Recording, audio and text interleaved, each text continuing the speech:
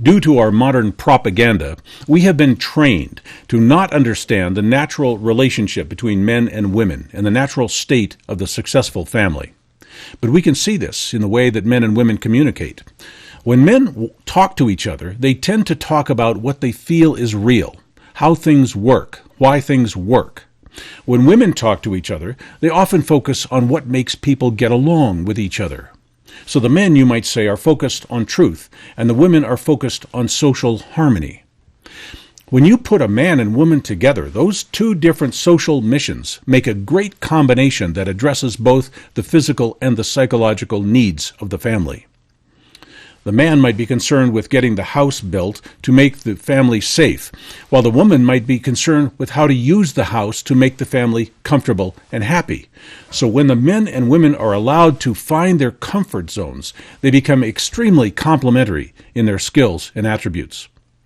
Men and women are not competitors. They are naturally designed for cooperation in the protection of the children and the organizational success of the family. Whenever you hear that women and men are competitive or against each other, this is a narrative designed to destroy families and promote institutional agendas. Men and women are generally attracted to each other. They're composed to provide for each other's needs, physical, psychological, and spiritual. The male-female bond is a powerful social mechanism without which family and community are extremely disadvantaged. When a man and a woman find their natural roles, the children do better. So today, our children are addicted to video games, addicted to prescription drugs, riddled with allergies, thinking they have to save the world from global warming, and thinking they have to select their sexual identity from a long list of gender categories that no child can understand. I'm sorry, but these are not problems that children should have to be dealing with.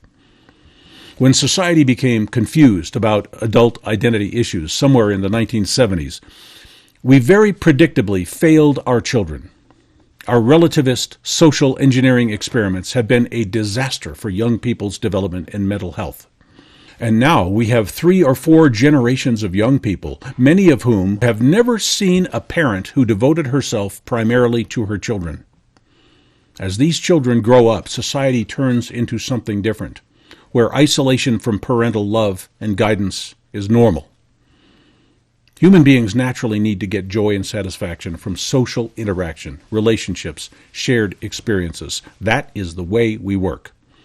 Most of us are not fulfilled by competitive victories and service to corporations and tax collectors. We are fulfilled by our most intimate relationships with the people we love and trust. This does not mean that anyone's identity has to be suppressed or disrespected. Feminism and gender identity can develop in whatever way they wish. We do not make families stronger by opposing each other's lifestyles. We make families stronger by making families stronger, one family at a time. The natural chemistry between men and women create the opportunity to build strong families. But if the chemistry is different, then strong families can be built in different ways. The question is not whether your family looks or acts like my family. The question is your family working to make the members safe and happy? A family is not necessarily a man and a woman and some children. A family is a small group of people who don't charge each other for cleaning the house and keeping the yard. The family member is the person who will come and sit by your hospital bed, who will pick you up when your car breaks down, who will share things with you because you share things with them. The family is a sacred bond that might happen naturally or by agreement. But while we haggle over identity politics, we are missing the point and failing in our moral and social potential. While we are made to oppose each other, people and groups, we are missing the entire point. The only thing that matters is who you love, who you trust, who you can count on, and who can count on you. The people who perform service and support for each other without turning around and writing out an invoice, and without creating a taxable and trackable event on the public record. That is family. Worrying about other people not being like us or not agreeing with us is a total waste of time, and mature people don't do that. We look for what is positive, productive, and worthwhile. We try to make the best of what we find. When we fight that, we have very difficult and frustrating lives. Big institutions do not want you to have a family. They want you to need the institution. The reason government does not want you to have a family is that, first and foremost, when families were strong, government did not collect taxes from the work that women did. When you get stranded somewhere, your family member comes and picks you up, you don't have to call Uber and create another taxable, trackable transaction. When you are in trouble, either your family member can help you, or we can pay trillions of dollars for massive public institutions and hope they are prepared and responsive enough to come to our service when we find ourselves in trouble, so our parents can concentrate on breaking a glass ceiling or tampering with their own genders. So far, to my witness, government has been quite a disappointment in the role of parent, caregiver, and trusted companion. But government never fails to imagine that it can solve any social problem, no matter how personal, complex, or unique.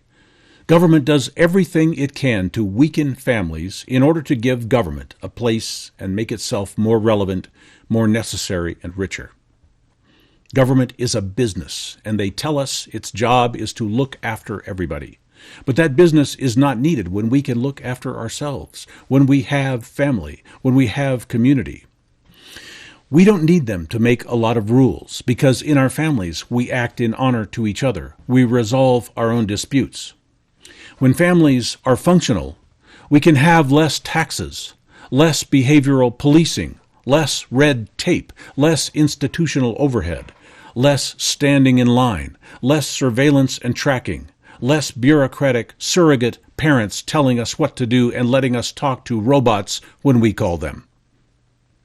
So government will always try and divide us and make us fight, make each of us think we are the opponent of each other, and that only government can run things properly and keep order. They will make us think we can't get along, that men and women should be enemies, that the state should always be ready to come in and take the children, or whatever else it takes to break up the family and put government in charge and in control. The state is paranoid. The state sees a strong family unit as a threat to the state. A strong family unit is not a threat to any proper state function, but a strong family unit is a threat to state power and force and size. We listen to the state's narratives through our media.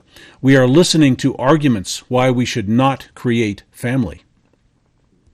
We are hearing our schools, our media, our politicians reminding us of our differences, dividing us in any way they can find, getting many of us to hate each other, to oppose each other, to fear each other, and to love and trust only the state.